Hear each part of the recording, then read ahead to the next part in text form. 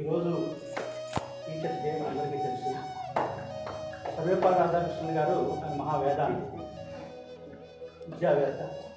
సరే, తర్వాత రాజకీయాల్లోకి వచ్చారు, రాజ్యసభ సభ్యులుగా అయ్యారు. తర్వాత ఆయన ఎప్పుడు కంటెస్ట్ చేయలే. ఆయన ఓటర్లు ఎవరు ఎన్నుకోవాలి, ఆయన నామినేటెడ్గానే చేయగలడు, అయితే రాష్ట్రపతి అయ్యాడు. ఆయన్ని గొప్పవాడు అయిన తర్వాత ఆయన శిష్యులు కొంతమంది, ఆయన ఎందుకంటే టీచర్ కదా, కొంతమంది వెళ్ళి, అయ్యా మీ పుట్టినరోజు వస్తున్నది సెప్టెంబర్ 5, ఏం చేయమనుకో సన్మానం చేయాలనుకుంటున్నావు అని అడిగారు.